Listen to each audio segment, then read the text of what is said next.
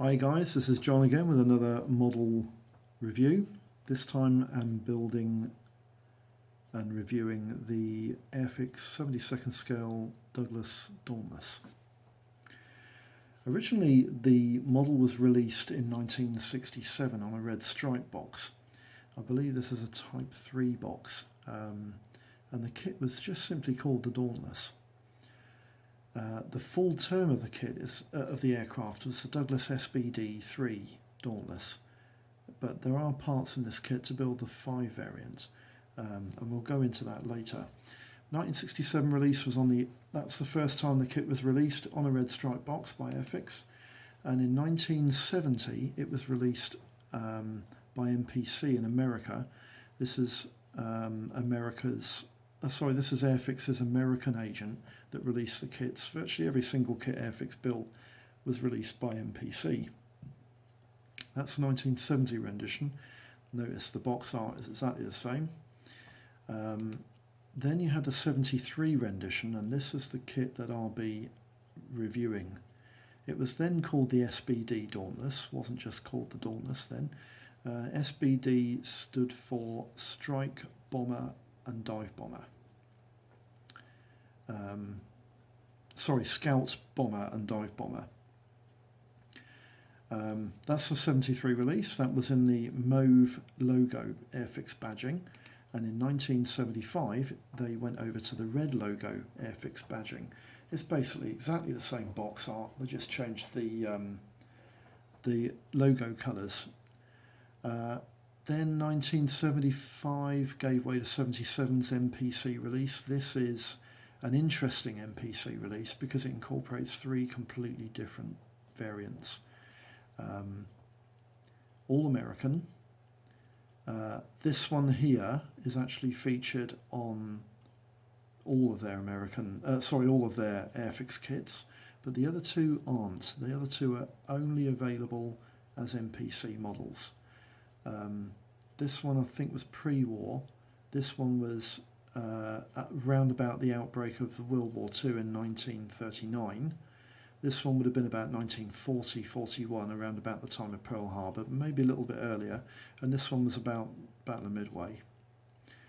Then in 1982, MPC, again, this is the American agency for Airfix, released the Douglas Dauntless in a different variant. This was a variant which would have seen action around about the time of 1940-41 Pearl Harbor time. But if you look at the actual box artwork, it's the same as the original box artwork. They've just put different markings on the aircraft. Obviously photoshopped them in before the days of computers. Right, 1983's release. This is when Palatoy had Airfix. This is the blueprint boxing of the Douglas Dauntless. Again, they're still not calling it an SBD anymore, but this is the SBD 5. This was the Midway battle wagon. And then in 1990, a company called SK Models started releasing the Douglas SBD Dauntless. This is actually the MPC rendition. I'm not quite sure whether MPC sold the rights to a company called SK Models or whether they just changed their name, but SK Models was now the American agent for Airfix, and they are producing kits instead of MPC. So that's the 1990s. Not quite sure exactly when this was actually released, but it was sometime in the 1990s. Then in 1994, Airfix went over to a new style of box where they got rid of the logos and went for this new elongated logo. And this is common across all the model sites now. This is not common among all the model sites now, but it was in the 90s.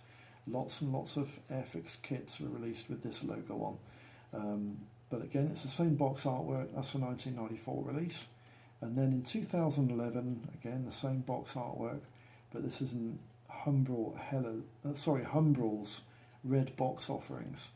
That was the one that was released in 2011. And then in 2012, we have the present boxing with new box artwork. And if you wanted to buy the new Douglas SBD 3 and 5 Dauntless, this is the box you'll buy it in. So that's the boxing history and release date history for the Dauntless. Now we'll take you into the realms of my review table. And we have my model subject, here it is. This is the Airfix Douglas Dauntless SBD 3 and 5. This was the 1973 rendition, if you remember me saying. Nice small little box. They're always marketed in small little boxes. As I said, it's a Series 2 kit, so the boxings were small. The thing about Airfix in those days was that everything was still dainty, and it was all, nice small instruction leaflet here. It actually folds up into a small little instruction leaflet around about the size of your hand. There's information, 3 different languages on the front. You've got a key again to different processes that you'd use in the instruction and build. And then you have the instruction leaflet itself. And the instruction leaflet builds through 5 steps, and the options in this kit are actually quite a lot. Step 1 is the interior. You get 2 pilots for this kit, which is good because the Dauntless normally carried two crew.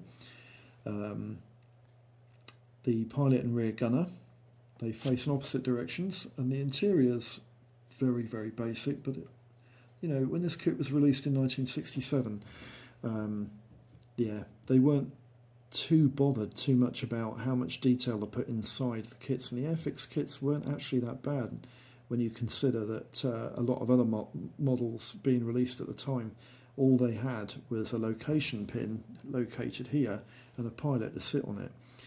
The SBD3, and I think the SBD3 was the one with the single machine gun mount defending the rear, and the SBD5 had 2 twin mounts. I think they were .30 caliber Colt Browning machine guns. And you have an elevating pin to locate the machine guns on, so the actual gun should elevate up and down in the back of the cockpit. You also have a moving hook and a retractable undercarriage on the back, which is interesting. Then you build the wings onto the fuselage in step 3, and you're supposed to put the canopy in place then, but I normally leave them until virtually the last. Section 4 is where you decide which version you want to build, because the SBD3 and SBD5 had 2 completely different versions of the twin wasp engine. They had 2 different cowlings. I think the SBD5 is part 26 and the SBD3 is part 25, which had a little, that's correct, which had a little air vent on the top there. The SBD5 placed it elsewhere in the engine bay, so the air vent wasn't required. And then on the final section, section 5, you're basically putting the undercarriage and armament fit in place. There's a view there of the tail arrestor hook and the undercarriage rear wheel all casted and fitted and retracted in, but the main undercarriage oleo legs can either be in the fixed closed position or the open position. The bomb racks, and there's a jimmy there for the central dive bomb. As I said, the Dauntless was principally a dive bomber for the US Navy. There's your 2 colour codes there. That's the pre-World War II colours for the SBD3. Say in pre-World War II, the Dauntless entered service in 1939, just before World War II started. But these aircraft were the star and red dots. And we'll talk about these markings in a minute. They were the star and red dots leading up to about Pearl Harbor and just after. And then in 1942, the US Navy changed over to this new style of stars and bars on the aircraft. And the paint plans there, the 1942 SBD5 is in 2 different colour blues and a white underside, and the early aircraft were in bluey grey and a sort of a off-white underside. Again, you've got the Airfix colour codes there, but you can get them with Humbrol colours quite easily. The decal sheet here, this decal sheet is quite old, which is a shame because I don't think I'm going to be able to use any of them. The decals they're perished slightly. There's lots of cracks on them, but the decal sheet itself, I'll be honest with you, yeah, it wasn't that good anyway. The decals are quite thick. The register is quite bland. It's dull. It's sometimes quite a good thing to have dull decals, because when you matte varnish over the top, they actually go better into the varnish, and they actually become part of the varnish itself, taking the sheen completely away.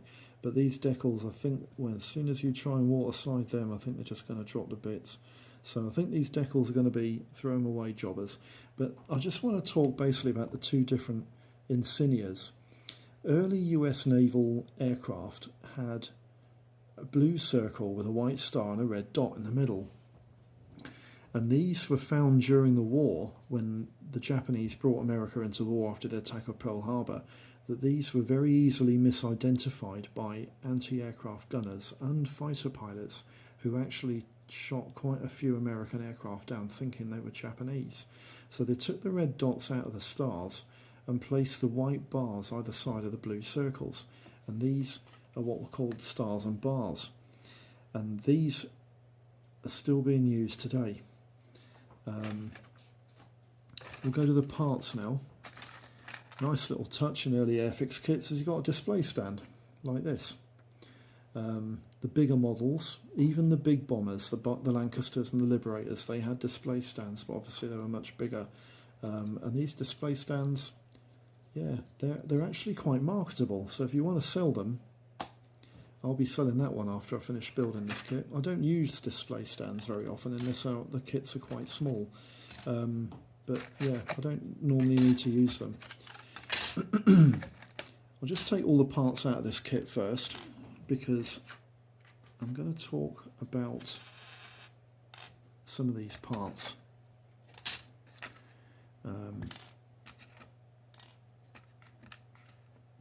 Because the Airfix Dauntless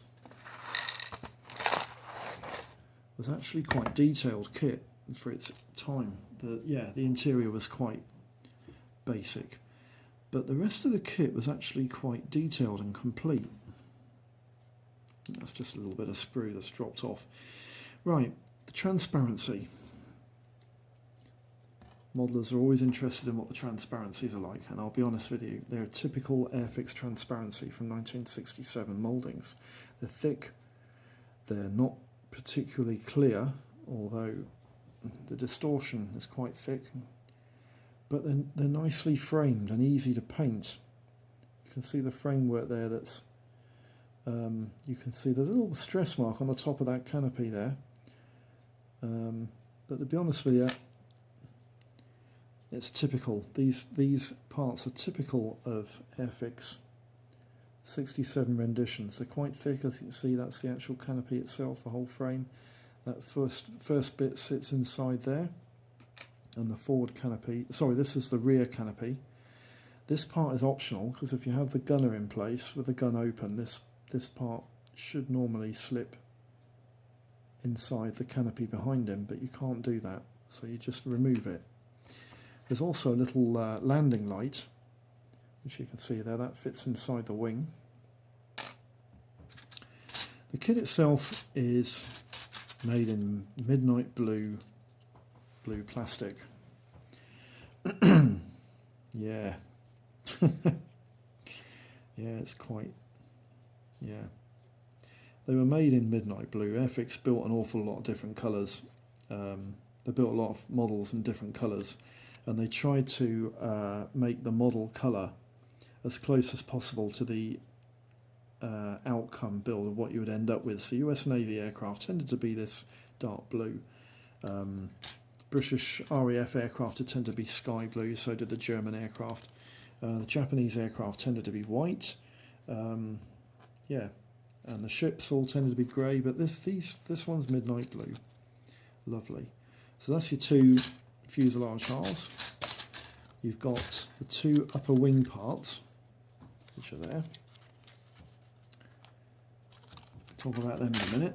They're quite nicely moulded. The actual parts are very crisp in terms of flash and burring. There's not an awful lot of flash on this kit, but then this kit was only about 6 years old at the time. The moulding was only 6 years old. So yeah, it's in good condition. A lot of parts loose on the sprue, but I have checked these parts and they're all here. I'll leave the tail plane out. We'll talk about that in a minute. This guy is a typical American Airfix rear gunner with his hands outspread. Typical Airfix pilot. I don't know if you can see him properly there, but he's a typical Airfix pilot. They used about 4 different moulds for the pilots, Airfix did in these days. One of the funniest ones was the ones that you often got in the 1960s, 70s release helicopters, where the pilots' seats were sort of slid down to one side. But you can see him, he's exactly the same pilot as you get in the Airfix Mark 1A Spitfire. Exactly the same. That's the interior parts and panelling and bits and pieces.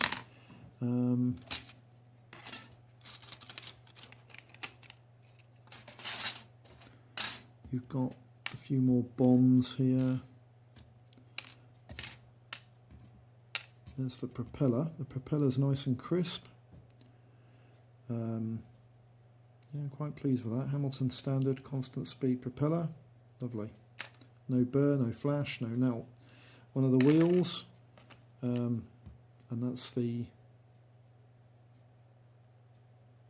bomb swinging arm for the central bomb.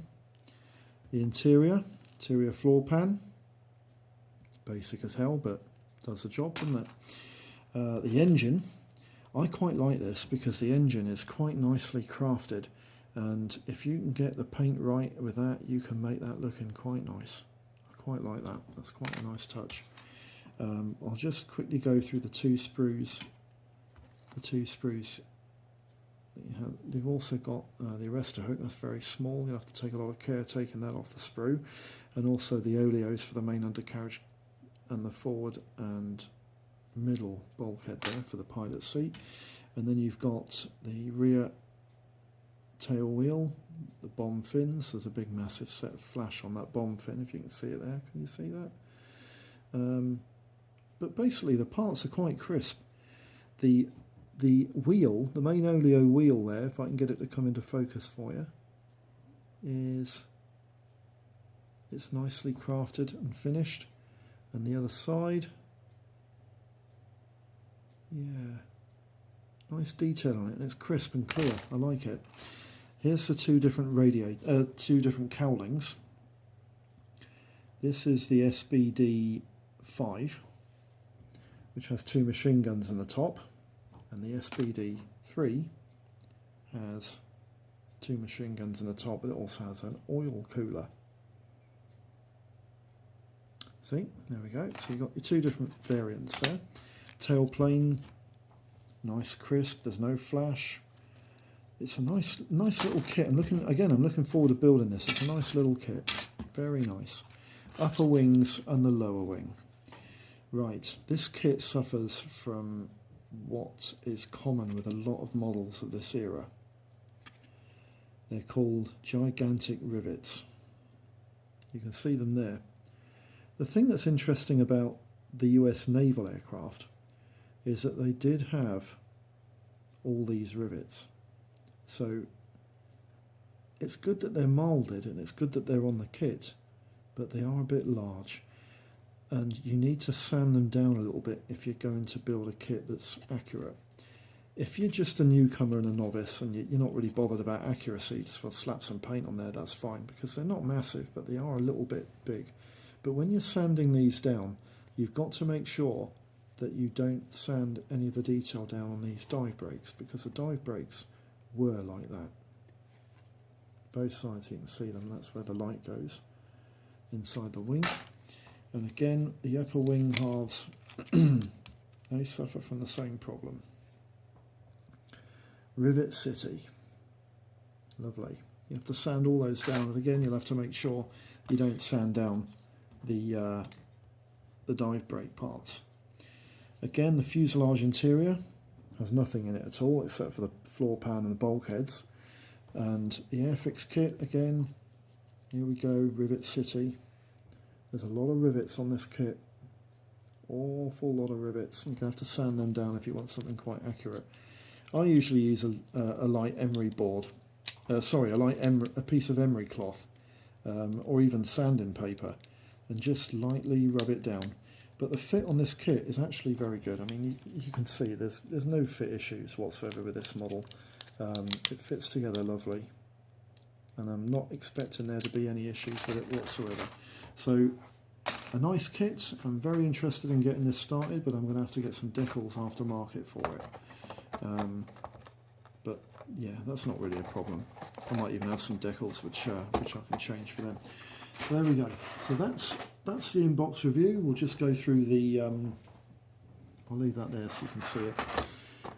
I'll just go through the technical gumph. The kit itself is an Airfix Douglas SBD 3 or 5 Dauntless.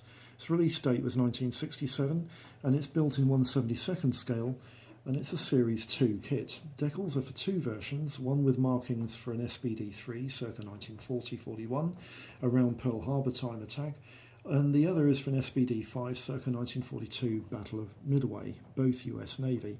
The kit measures 5 inches long, it's 7 inches span and 2 inches high when it's sat on its undercarriage. It's 47 midnight blue plastic parts and 4 transparency parts on 2 blue and 1 transparent sprue, making 51 parts altogether.